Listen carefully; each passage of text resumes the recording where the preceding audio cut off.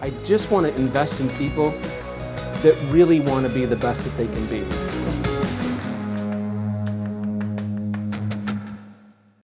Hello, everyone. It's Todd Screamer with BeYourBestSeries.com. Here to do a podcast on getting more of your life back in your personal life. How to save 20 hours a week in your personal life. So guys, let me do some math for you. I've got 6 things on here. I may add a couple. And these are just things that I've seen people do or I've done in personal life on how to live more life. I think about it and we only get one life and I really want to make it count. I'm one of these people where I'm kind of weird. I think of things strategically and like, hey, how can I save time here so that I can play more golf? Or how do I save time here so I can go on a date with my kids? Those kind of things. So anyway, I did some math on here. It says save 3.7 hours per day or 26 hours a week. That's 23% of your waking hours. There's about 112 waking hours in a week. And how do you choose to spend yours? And so I'm excited to do this. I think some of the stuff is simple. I just did a great time management podcast with Aaron Denton, good friend of mine, on how to get 70 hours of work done in 40 hours. And we taught 9 topics in business on the business podcast. This is just about personal life. By the way, if you're a business person of any kind, watch that one. That's where the money's at. That's how you're going to become more successful. So I'm going to go over these things, and I do all of these things, and I'll talk about each one and be as open as I can. And my hope is that you get one that you start doing. So number one, get some help. This has a potential to save you an hour per day.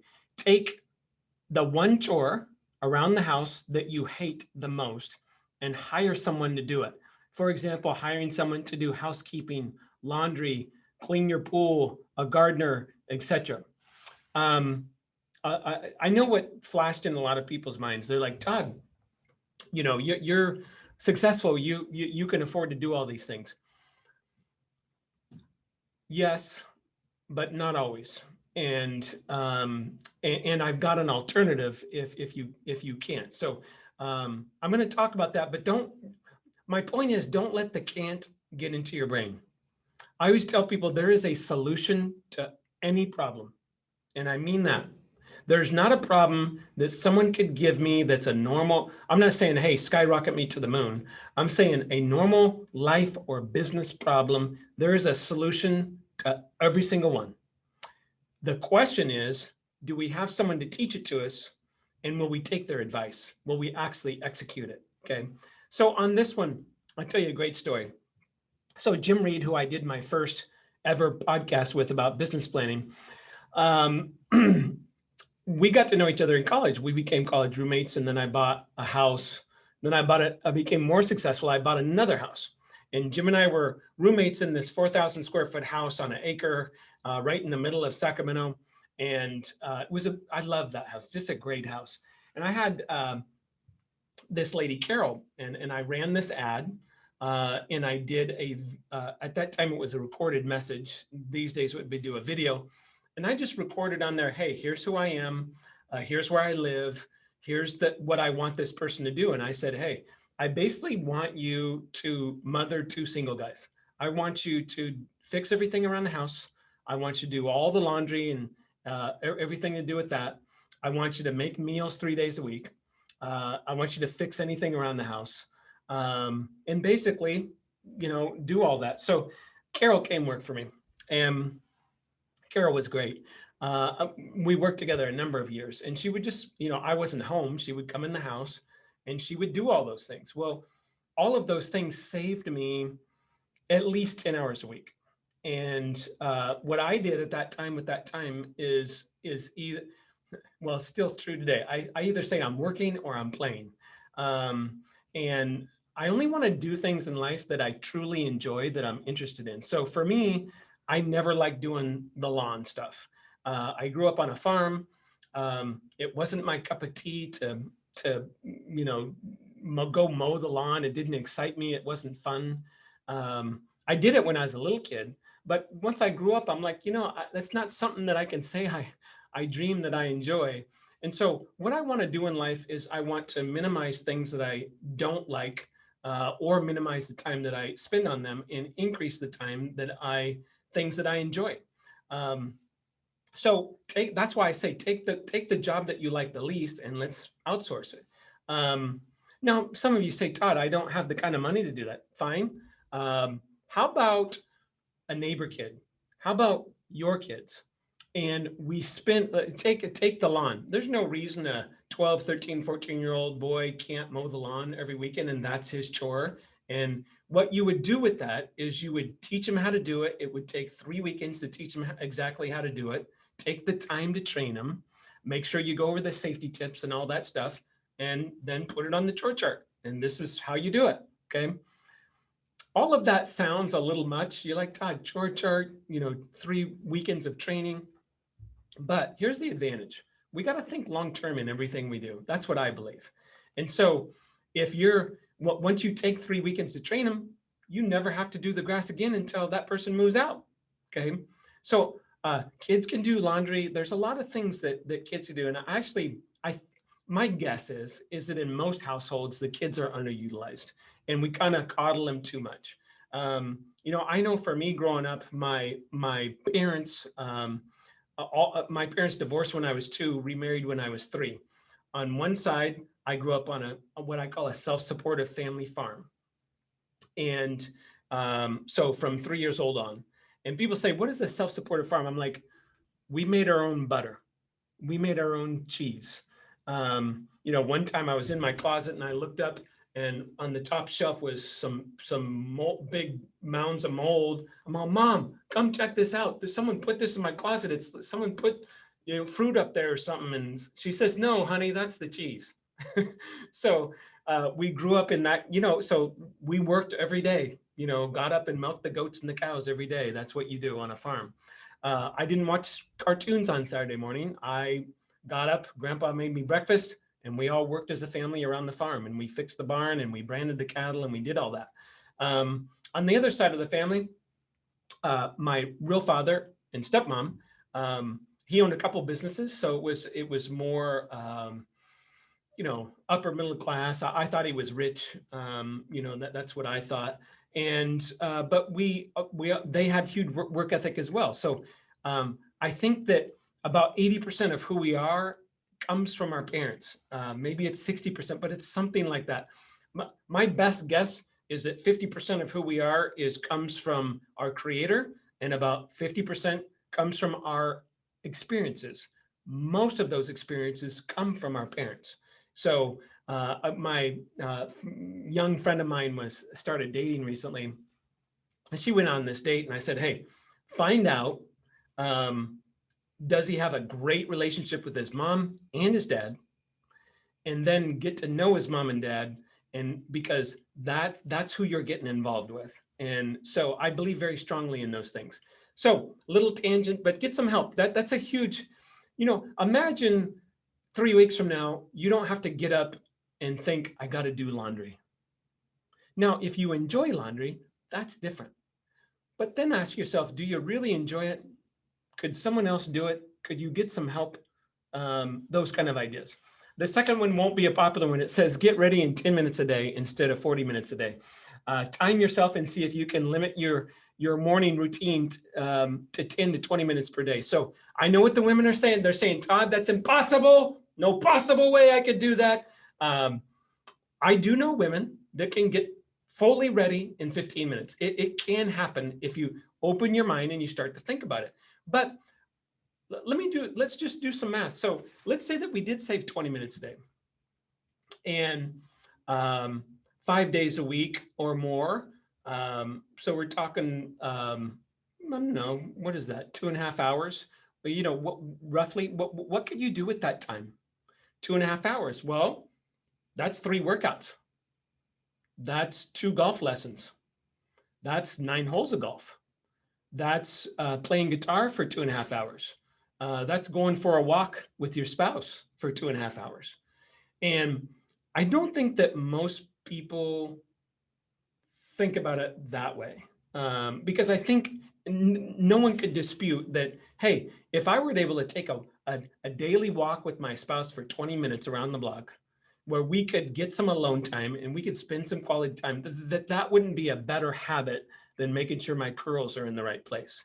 I really do believe that. And so I know this will probably be easier for men than women, but men, gosh, I see some of you, you know, I go on golf trips and stuff and all the time and room with guys. We always make sure we have roommates, sometimes several of us. Man, some of you guys need to primp, and you primp a lot. And it's cracks me up. I'm like, dude, we're going to play golf. We're going to go get sweaty. You don't need to take 45 minutes to get ready. It's a little ridiculous. Sometimes, you know, around work, especially, I'll say, move faster, right? Just move faster. Have a higher sense of urgency, especially with things that shouldn't take a long time and are pretty basic. Okay. The next one, a lot of research on fasting. It saves 30 minutes for making breakfast.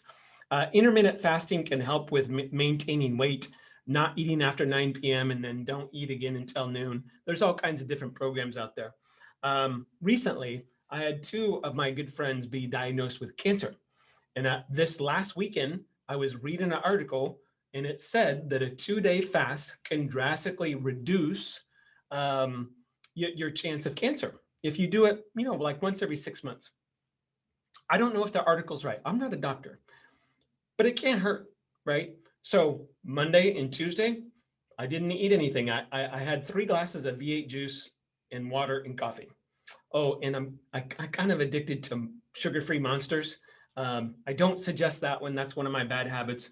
But I have one of those a day. So that's what I ate for 2 days. So I'm going to bed last night. Today is Wednesday, so I did it Monday and Tuesday. I'm going to bed, and I had people texting me, or, you know, my kids asked me, well, Dad, aren't you hungry? I was a little bit, but you'd be shocked how you're not that hungry. And so I thought, I was going to bed and I'm thinking, you know, I was a little headachy the second day in the afternoon, took some aspirin, but it really wasn't that big of a deal. What I'm specifically talking about here is no breakfast fasting. So if I could do that, then what I've been doing that for a couple of years now.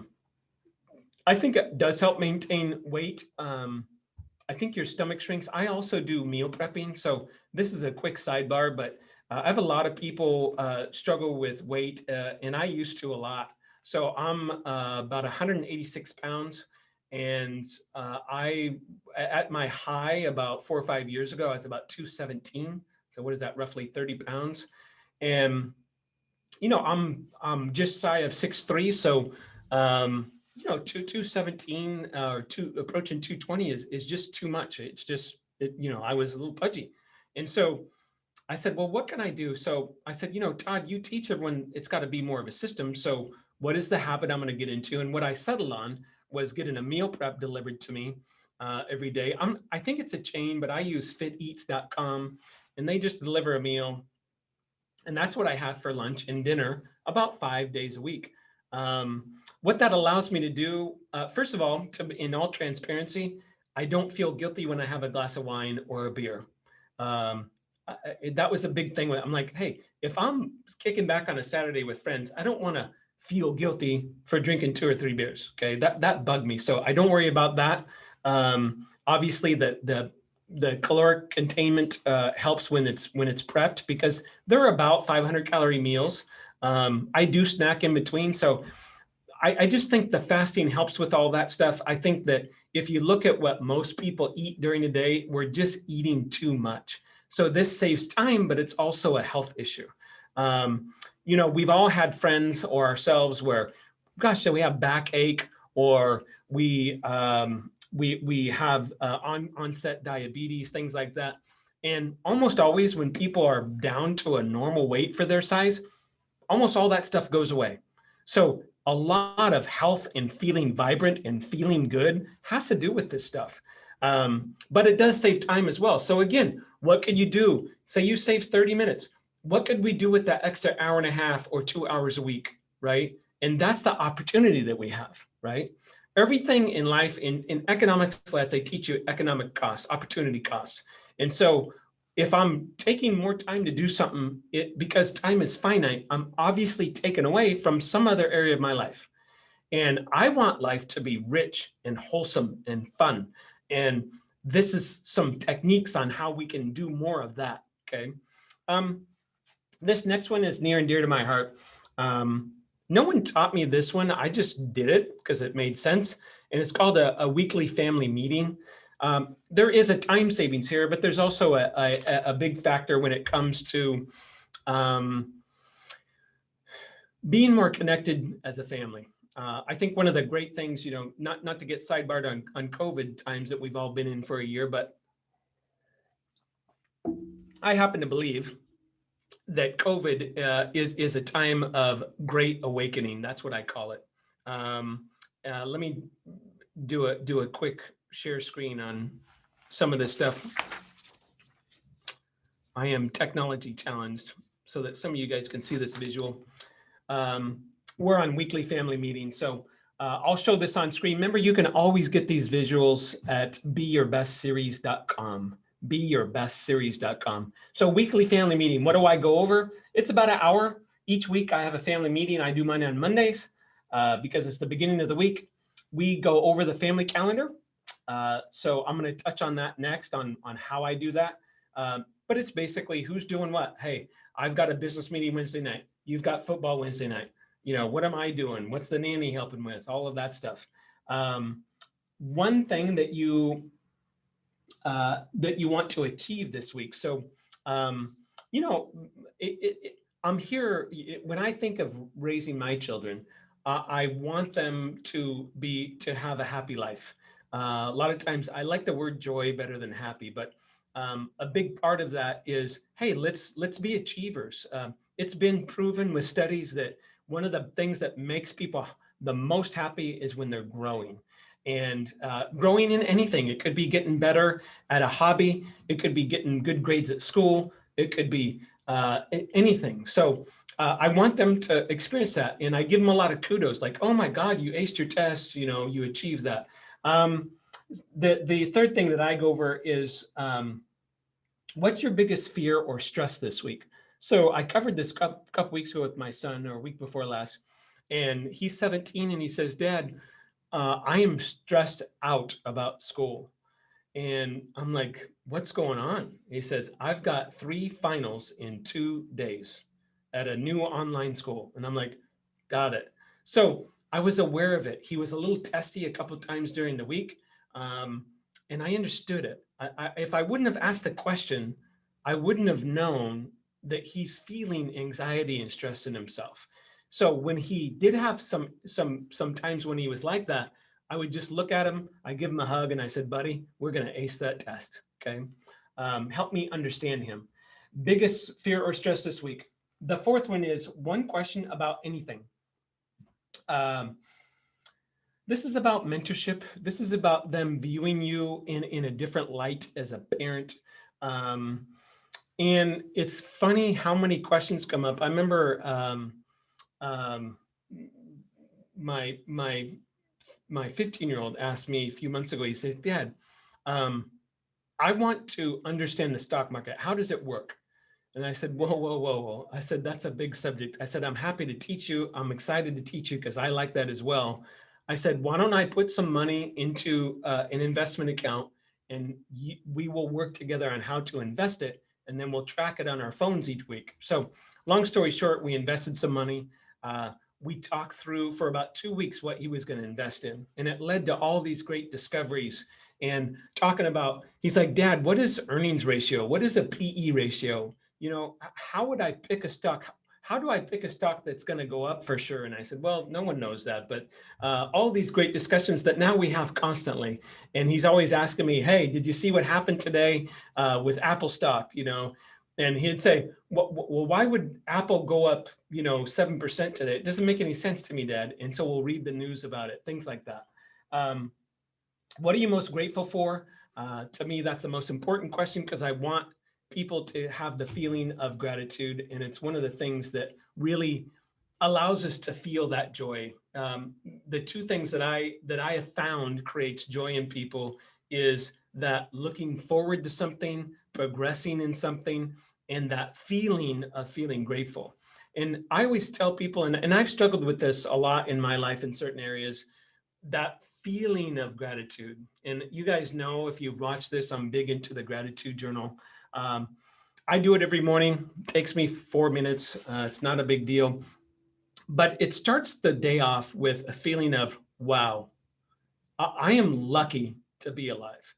Um, and I feel fortunate that sometimes I write down, I live in a free country, right? It's just, we all know that logically, but do we feel that way?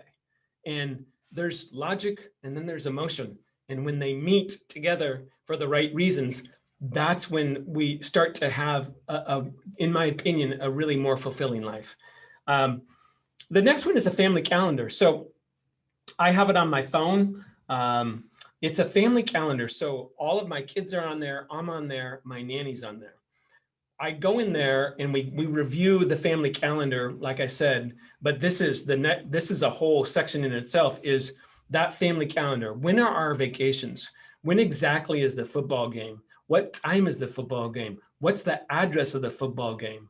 And we spend time. I use Cozy. It's an app. It's called COZI is the name of the app, but there's lots of them. You obviously could use your calendar. There's lots of them, right? But Cozy is specifically a family calendar, and I love it. I don't know the exact cost. Maybe it's $10 a month. It's something like that. It tracks sports events, vacations, after school activities, workouts, birthdays. And so we kind of live and die by that family calendar. So everyone has access to it. I'm not saying the kids access it much, but my nanny has it. My ex-wife has a passcode so she can see it. So, she didn't think about it. She didn't have to text me or the kids and say, where's the football game at? Things like that. So it really can save a lot of time and just make things more efficient. And again, why are we doing all these things? Well, instead of answering a text from her and going into the app and cutting and pasting the address or remembering the address, and then I forget, it might take me 3 or 4 minutes. Um, it's not that big of a deal, but it is a big deal.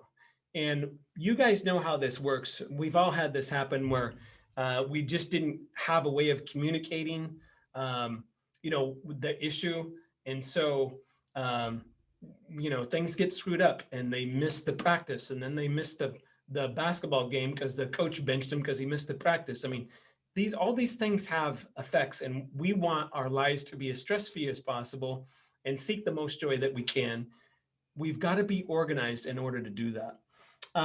The last one I think is a huge one. It's so common sense, and that's to limit social media and the news.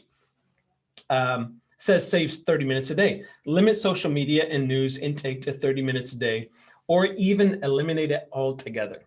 So, I was divorced about 5 years ago. I've never had a social media account, and so I thought, after a while, I thought, I should get Facebook to try and stay in touch with some friends and family members and stuff. So I did it. I don't know if I would do it again. So I did it, and my phone went off for 4 or 5 days, and pretty soon I capped out at 5,000 friends. And I even love that. I hate that term, the friend. They're a friend to me. I mean, you got to define things. So that's a little bait and switch that social media does. Oh, these people are your friends. Well, I don't think so. Some of them are, but most of them are not.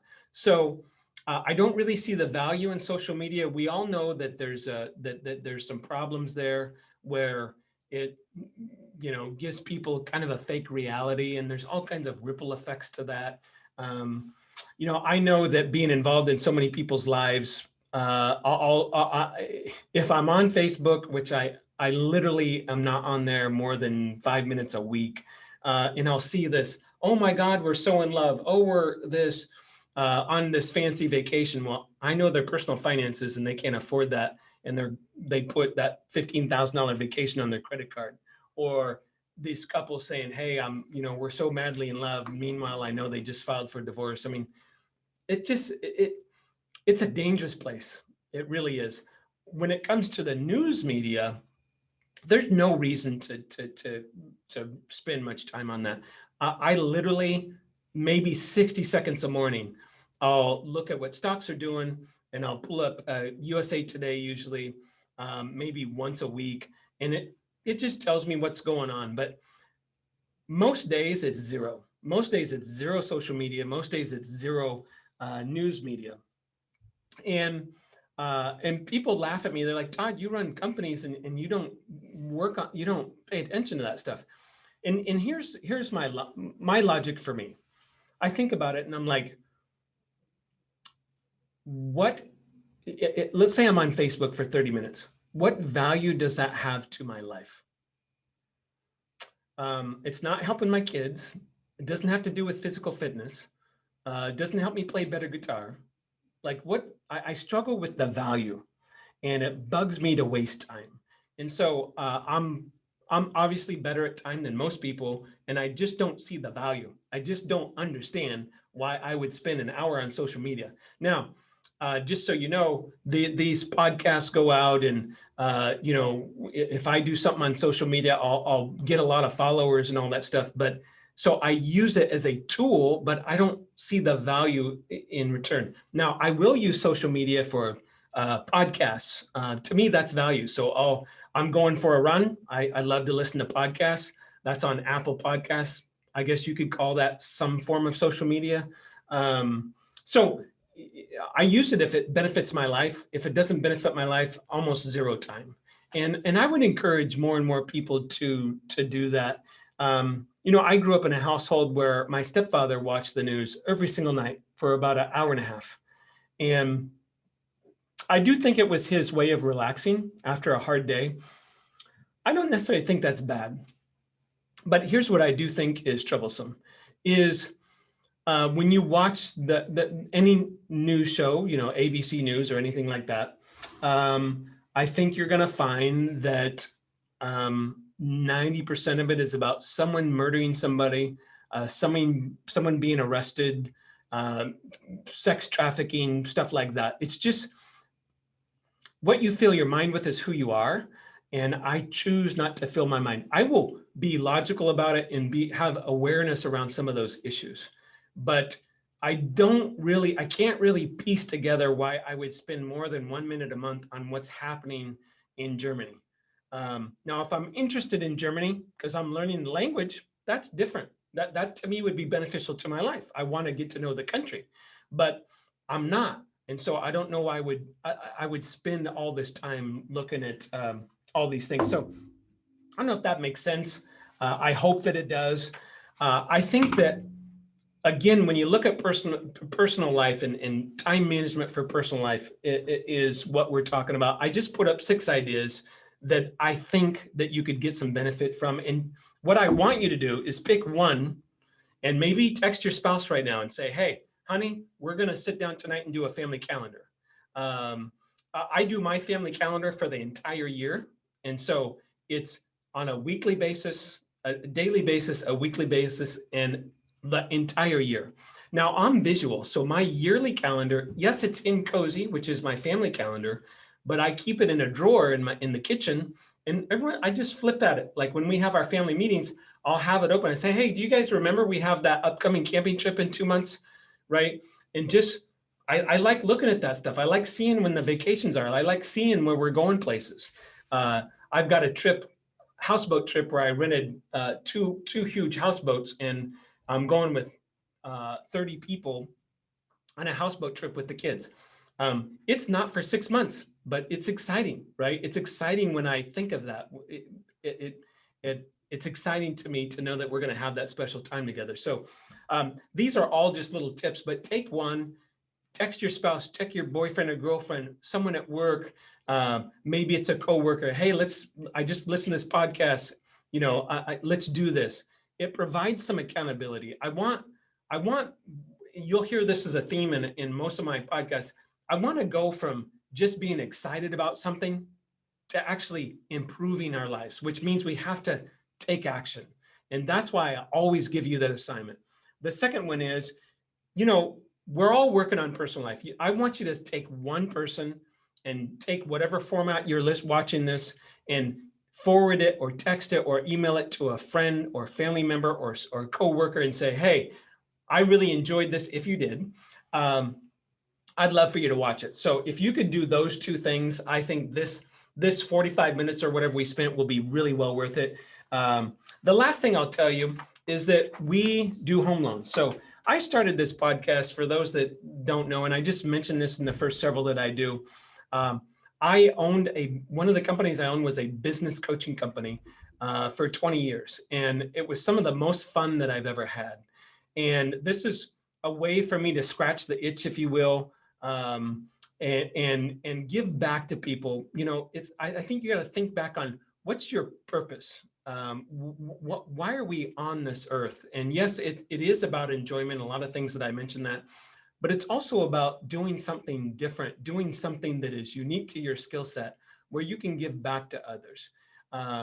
And I thought, hey, I spent 25 years being coached. I still have coaches, and I owned a very high-end business coaching company, and I learned all these things at that. The problem is those kind of things tend to be for the people that can afford to pay for them. And I don't think that these ideas should be secrets. I do like theories, but I find a lot of podcasts are very theory driven and not tactical enough. So I always try and bring you tactics, things that you can implement very specifically, that if you just did this one thing, it's really going to make a difference in your life. Okay.